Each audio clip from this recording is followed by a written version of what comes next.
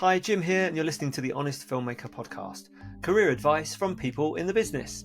This week, I'm speaking to director Josh Forbes. Josh started his career making music videos. He went on to direct a horror film called Contracted Phase 2, and he directed a film for Shudder called Destroy All Neighbours. He's also directed a documentary called Gallagher. I talked to Josh about music videos and how potentially that might be a good avenue for people leaving university or film school. So as opposed to doing short films, maybe putting your energy into music videos and seeing where that leads. We also talked about his first horror feature, Contracted Phase 2, how that came about, what the shoot was like. And we talked about Destroy All Neighbours, the film he directed for Shudder. And I asked him about working with Betty White. Enjoy. Okay, so talk to me about how you got into film. How I got into film, it's interesting. I went to film school, and did that whole thing, wasted a lot of time and money. Um, and it was one of those things where, like, I think my taste exceeded my ability at the time, where I was like, oh man, I'm in. I watched every movie Quentin Tarantino's recommended, like, this will be easy. And anyway, so did film school, and one of the big things that I focused on was music videos. Even in film school, it was just I saw the lay of the land, and I saw people making these like really expensive short films, and I'm like, there's no way I can do that. Like, I just don't have the money. But you know, I saw the stories of people like Spike Jonze, who at the time I didn't realize was like from a wealthy family. But I saw him, like, he's making skateboard videos with his friends, which then led to music videos, which then led to movies. So I was like, okay, well, I know music. I know people in bands. Let's start with that. And so I started doing, even in college, like my senior project was a music video, which is funny because, like, everybody else had like really depressing, or like a depressing video, or short film, or like, you know, a drug deal gone bad, or an abortion or something. And mine was like about a about a guy who like catches on fire and does a stop, drop, and roll dance, and then it catches on at the school dance. And it's like really silly and visual and crazy, and like my teachers didn't know what to do with it. But anyway, it was really through music videos. I mean, from there I took on a bunch of crappy jobs. I was a substitute teacher. I worked at Starbucks. Like, I worked at the Harley Davidson t-shirt factory. Like, I had all these just like completely shit jobs. And then eventually, yeah, I'm trying to, I mean, I don't know how deep you want to go, but No, that's a good intro. yeah. And it's interesting you talk about maybe your style not fitting in because when I was looking at your stuff, it's quite a hard style to define. It Yeah. certainly has got its own kind of like energy to it. How would you define your style? Like, enthusiastic, hopefully like unpretentious. Um, I think I'm always trying to tap into my like inner fifth grader or something, my inner, whatever age that is, like 10-year-old or something. Yeah. Um, 11. I should know because I have kids, but just I love really playful stuff. I mean, like my movie Destroy All Neighbors is like really gross and horror-y, but it's still like, as much as I try, like I can't go like Ari Aster dark. It's like there's always, um but I don't know, like I've always wanted to follow in the footsteps of folks like Joe Dante or Sam Raimi, or the Zucker brothers, who did, the Airplane guys. And I don't know. Yeah, there's kind of like I hope what I lack in technical ability I make up for in charm. I don't know. Nice. And talking about the music videos, so that's not a bad shout actually as a route because, like you say, a lot of people do short films, and I've judged a few short film festivals, and sometimes you do tend to see the same kind of stories over and over again, whereas Yeah. music videos probably gives you a much wider range of stuff. What would be for somebody sort of wanting to start doing music videos? What would be tips for that? What things have you learned doing those? I mean, I guess there's two parts to it, because there's my advice as an old as an old guy now, and then there's what I would probably advise, as somebody who's coming up. I mean, my initial advice would just be, find a band, find people who are making things, and team up with them. I mean, that was the thing with music videos for me, was I'm like, okay, well, if I can find a song that I like, and a band that's cool, like, I'm halfway there. Like, okay, that part's feels professional. And then I'm kind of piggybacking off of them, and then also hopefully piggybacking off of their audience.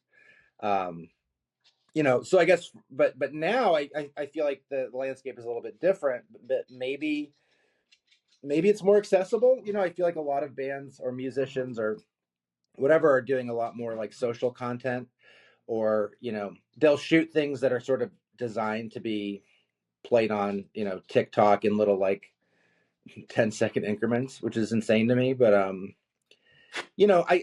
think the biggest thing is just, find people who are making cool stuff, and then see how you fit in. See if you can donate your services, sort of thing. Would you say that, because I've looked at some of the music videos you've done, and again, they're very much your style. With all of those music videos, was that you pitching an idea and going, "Oh, we should do this," or did they come to you and go, "Oh, what do we? We've got an idea." It's mostly been me coming up with the idea. I mean, I think there are a couple instances, like the Walk the Moon video.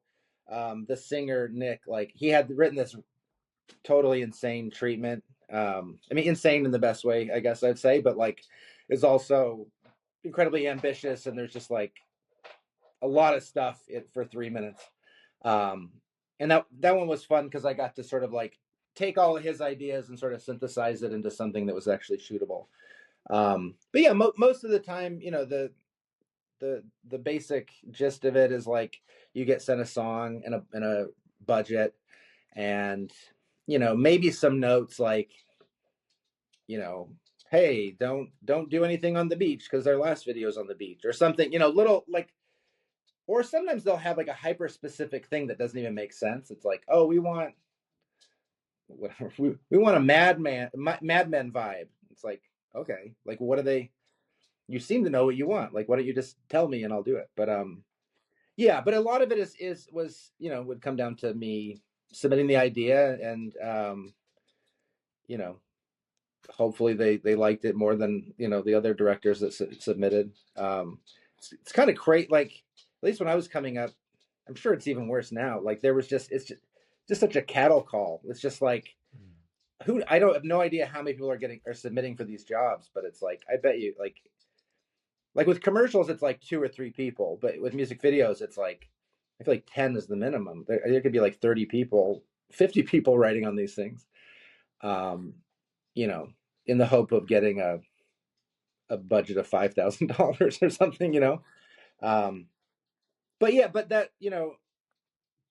it was really fun for me to do that, and fun to work the creative juices. And what's funny too is that, like, a lot of times, I mean, a lot of the times I'm really trying to, like, hit their target, like, oh, trying to predict, like, what is it that they're going to want. And sometimes that would work, but sometimes I'd either be feeling so good or feeling so bad that I would just say, like, all right, screw it, I'm going to write this thing because I just enjoyed fleshing this idea out. And I don't care if it gets picked up. Like, it's just fun for me to write this idea, and a lot of times those would be the ones that would sell. um because I think I'm hoping that there was, like, some level of freedom, or is more creative, or but I guess for every time that I've done that, and one, there's probably been like 10 that they were like, what is this? What is he doing?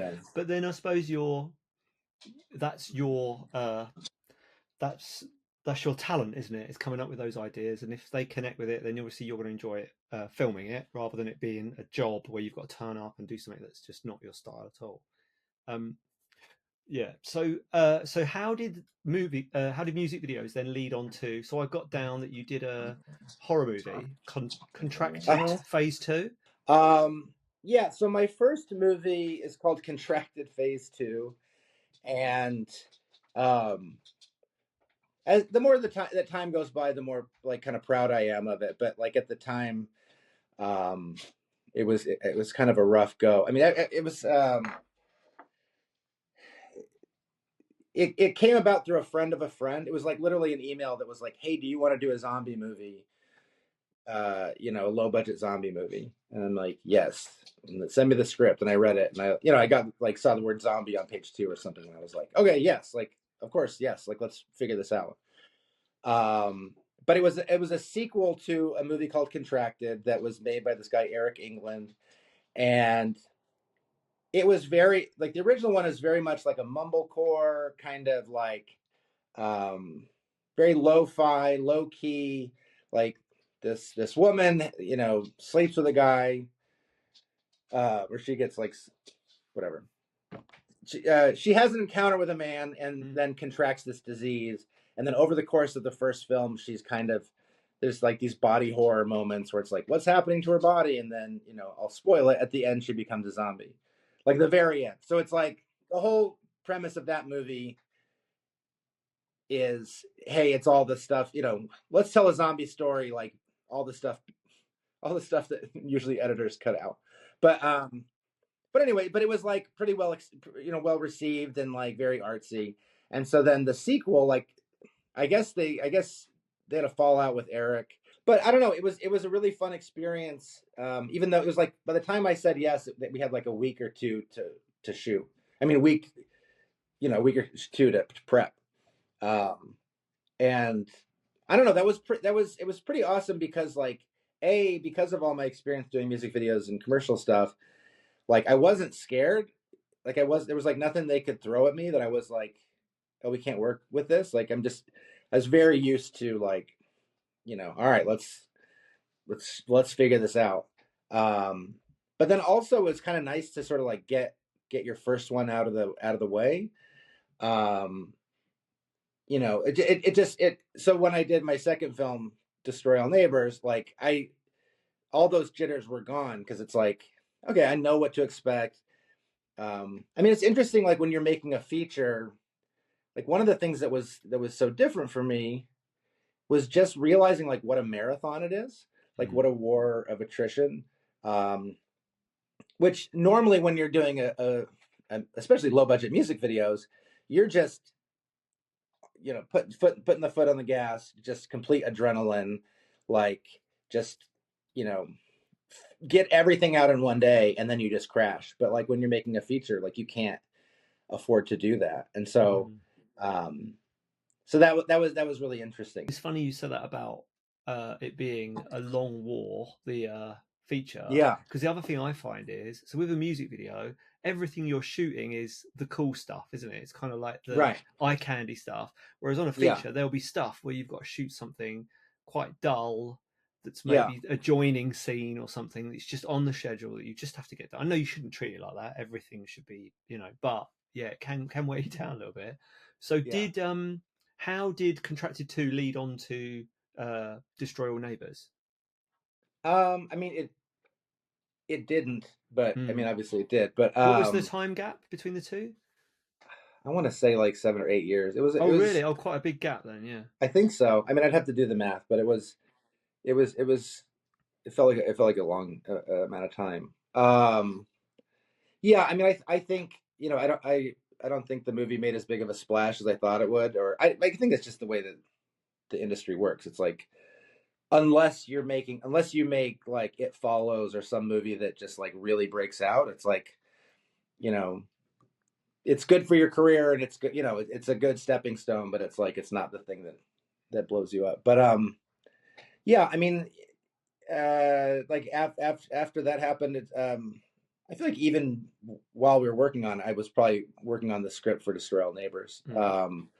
You know, I probably have like 10 scripts that I'm, you know, that are at various stages of development at any given time. And so that one, you know, that was the one that kept coming back. Like even as time went on, you know, and we'd send the script around to different companies or different actors, and like wouldn't, you know, didn't get a good response. I kept I kept thinking of quitting. I'm like, oh well, I should probably pivot and like write something else. But I just kept going back to that script because I was like, no, this is really good. Like I think this will make a really good movie. And eventually we got it to Jonah Ray, who's on Mystery Science Theater at the time, and then he long story, but like we ended up getting to Alex Winter from Bill and Ted, and like he came on and he really added fuel to the fire, and you know, before long we ended up getting it to Shudder, the horror streamer, and yeah, I mean even then we had a meeting with them, and they were like, "This is amazing. We're gonna get our checkbook out right now." Ha ha ha. I feel like it took like a year from that phone call, or that Zoom or whatever. But that's just that's just part of the business. It's like there's I think they were shuffling money around and like different. I don't know. Like you're always up to the whims of these companies that are always in flux. Like there's always people coming in and out. So, what was the sort of budget comparables on the first one and Destroy All Neighbours? I think Neighbors had like 10 times the budget, but that still wasn't that much. It was I think the first. I mean, I guess it's been long enough. I can say I think Contracted 2 was like around like 200 grand or something. It was like we were really squeezing blood from a stone. And then Neighbors, I think, was under two. It's like somewhere between 1 and 2 million. But also we shot Destroy All Neighbors like in LA. We did it all union, so like everyone was paid properly, and you know all the good things you know that that you're supposed to do. I mean, there's part of me that kind of wonders like how much better would the movie be if we had done it non-union? Like I have friends who've done like non-union features, and like they're able to sort of stretch the money and get away with more. And um, but I think the reality is that like if we had done it non-union, like there's a lot of actors who wouldn't have been able to show up. Because we probably would be doing it somewhere, like in Canada or some, upstate New York or something like that. So ultimately it worked out, but it was definitely frustrating because again, coming from music videos, I very much have this attitude of like, well, let's just get the camera and go out and go do it, But it's like, well, no, like this guy's rate is this per day, and this is, you know, at this point we have to eat lunch and whatever, and I'm like, okay, rules. But obviously, like workers' rights is important. Yes, workers' rights is important. So would you say, because I'm sure there's a lot of people out there who'd love the idea of even pitching to Shudder. So do you think the Alex Winter connection is what got you in the door with that film, or were you already talking to them before that? I mean, Alex definitely helped. But it's funny as it came down to Joe Lynch. I don't know if you know Joe Lynch. He just did a movie called Suitable Flesh, but he also did a movie called Everly and Wrong Turn 2. I don't know. He's like he's done a bunch of stuff. And he's just an awesome, enthusiastic, like just whatever, just fan of movies and just a cool guy. And he knew Jonah, and he read the script, and he put in a good word for us, basically. Like he handed it to them and was like, "Look, guys, you got to make this movie." And so yeah, you have to just get a Joe Lynch. Yeah, it's easy. We'll find one. I've just been so tenacious and persistent about it. Like it was eventually going to happen, but but it was tough because like Alex has agents, and like we went through all of those channels, and it kind of came up empty. But luckily, it was a time when Shudder was like. I feel like they had some big batch of financing or something. I think that's my suspicion. Like they, I think that year they were making like a lot of movies, um, which was awesome, and it had this feeling of almost like a Roger Corman sort of. I don't know, like it. It was pretty amazing because it's like it, yeah. It had this feeling of like, hey, here's the money, go make the movie, make sure it's at least this many minutes and it's in focus, and come back. I mean, the execs like showed up on set and stuff, but it was very much like there was so much creative freedom. Um, it was really, really cool. Yeah, I was going to ask you that actually, whether you how much input they have, and did the script get tinkered with at all, or how much sort of input do they have? They didn't. I think they had a few. Maybe they had a few minor notes, but I think any of the tinkering was just done by us.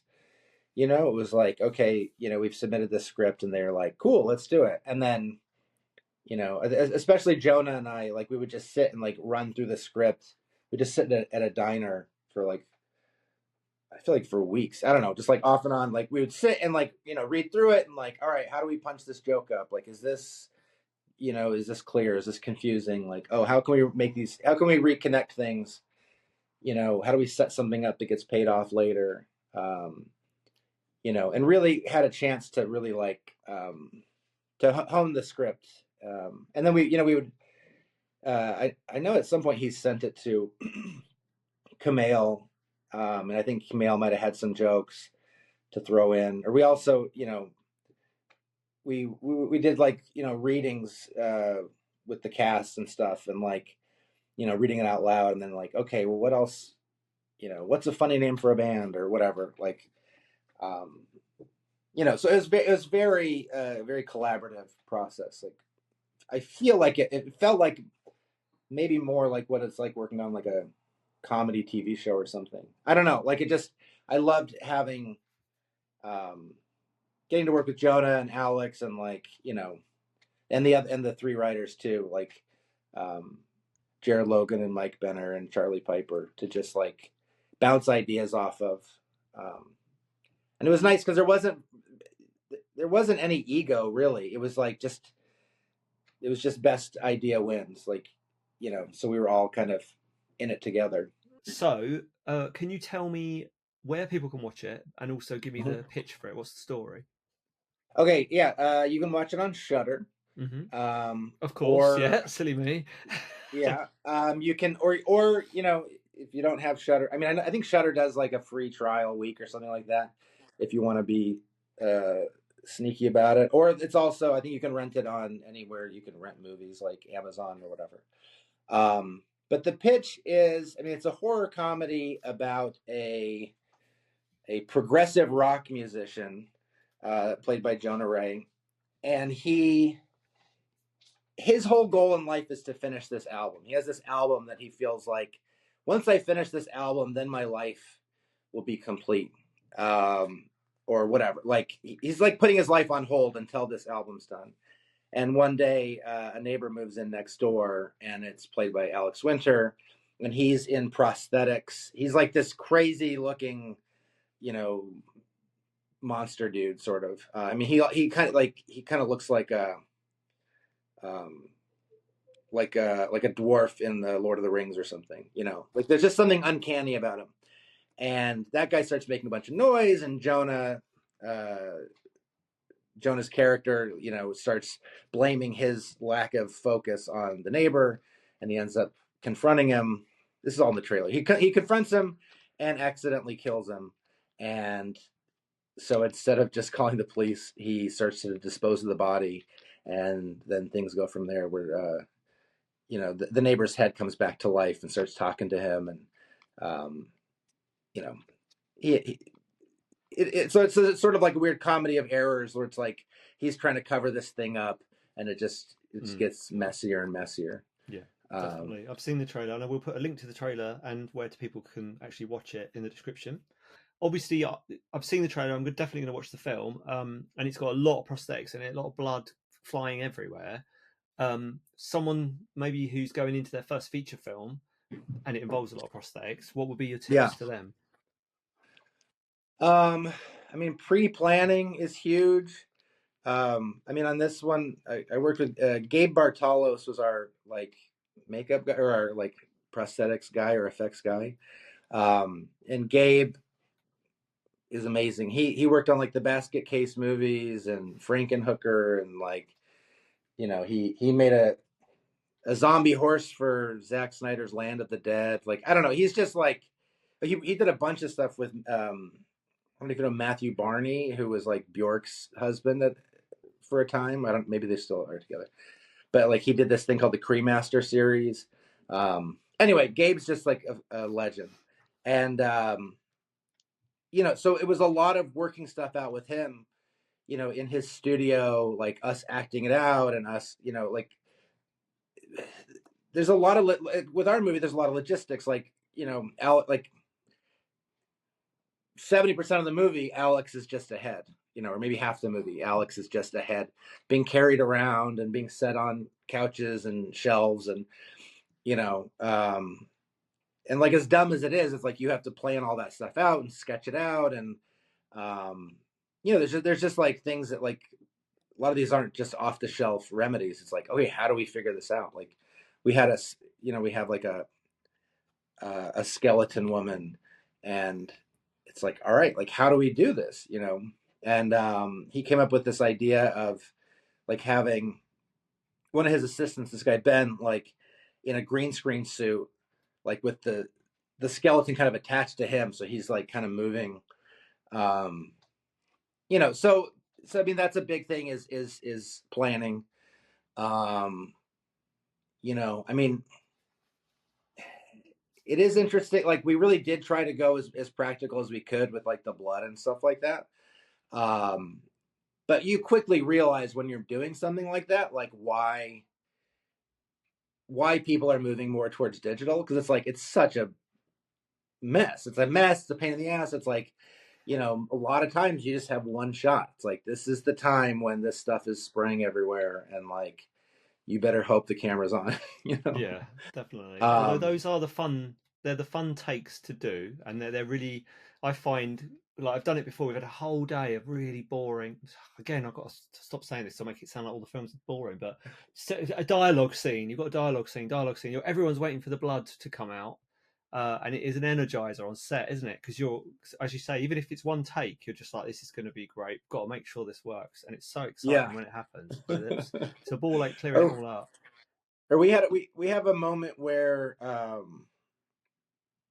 Alex like basically like barfs on Jonah, but it's like just an endless stream of like crap or whatever. And I mean, that was like we got one shot at this, but we like, I mean, my phone is full of these like test videos that the effects guys did. Like they had this big tube and like they filled it with stuff. Then they would like open the tube and like, so we're like, okay, we're trying to figure out like what consistency is right and what, oh, that's too lumpy. Oh, that's too, um, which I love all that stuff. Like it's, again, it's like my inner, 12-year-old or whatever. It's like, I just, the more that I can get away with doing crazy stuff like this and call it my job, I'm like, this is the best thing ever. Yeah, definitely. Um, And I'd add a tip to that, which would be if you're doing anything with blood, you've got to backlight it. You've got to backlight that liquid so it shows up. And ridiculously, that tip came from on my graduation film was, and I'm a bit similar to you at film school, as we'd call it at uni over here. My graduation piece was just bananas. It was set in space. It was aliens. It was that kind of stuff. Everyone else is doing these kind of Hitchcock style things. We did this big alien thing. We had a big bit where the alien kills someone, blood goes everywhere, and the director Ken Russell uh-huh. lived in the New Forest. He came to all the sets of the films that were being made, and he went, Oh, "Oh, wow. the blood, you need to backlight that." So he gave us the tip, and we were like, "Oh, okay." Whoa. And yeah, we put the light behind it, and suddenly you see all the blood. So that's where that tip came from. Wow. That's insane. Yeah, that was a cool one. That's, um, so my next one was going to ask you about. So you got a documentary called Gallagher coming out now, and I didn't know much about Gallagher because I don't think it's as big. He's as big over here in the UK. So tell me a little bit about that. yeah. I mean, I can't imagine anybody there knows who he is. Yeah. Because he's just like a very quintessentially American comedian from the 80s. He was this guy whose whole, like his big shtick was that he would smash watermelons. And so he's kind of been maligned. He's been a punchline for years. Comedians would just, ha ha, they would just make fun of him, or, because it seems so stupid. But my entry point was just like, I watched this stuff as a kid, and I'm like, no, I think he's a lot smarter than people are making him, that people are giving him credit for. And so that was kind of that was sort of the first thought, was like, okay, like, can I take this guy who everybody's sort of written off as like a hack, or like, towards the end of his life, like he got criticized for, kind of having like racist or homophobic jokes or whatever, like, um which I don't condone. You have to say that. But I was just thinking, like, this guy's been overlooked, and I think he deserves a second examination. And also, just he's just a crazy, wild character. It's just like such a, even if he like didn't do comedy or anything, if he was just some guy, uh, he's just fascinating. And so, yeah, I followed him around for about 7 years, off and on. He would quit the project, and then he would come back on, and then quit, and, like, it's very contentious. Um, Maybe a little bit like the Ginger Baker documentary. I don't know if you've seen that, about the drummer from Cream. Anyway, so it was very like, so part of the movie is me trying to make the movie, and but yeah, I think it's really funny, and it's sad but sweet, and I feel like ultimately uplifting. Um, I don't know. I think, yeah, it was a Did pretty you big know? undertaking. Did you know that it would be those things when you started, or were they things that kind of came out slowly and you sort of shaped? Right. I mean, there was definitely a lot of shaping going on, because it's like, I mean, he has since he passed away during the filming of the movie, and so that kind of, you know helped us find the end of the film. But when he was still alive, it's like, and you're always like, okay, what is the story? What is the arc?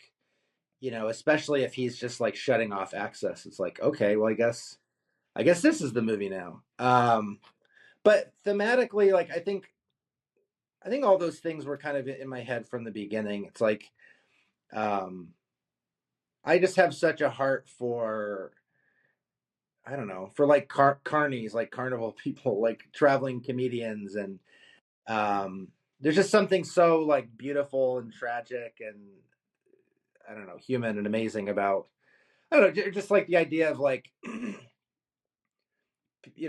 traveling Shakespeare company going, across the country, to like popping up different places. Like, I really saw him as kind of like a traveling poet, or like a prophet or something.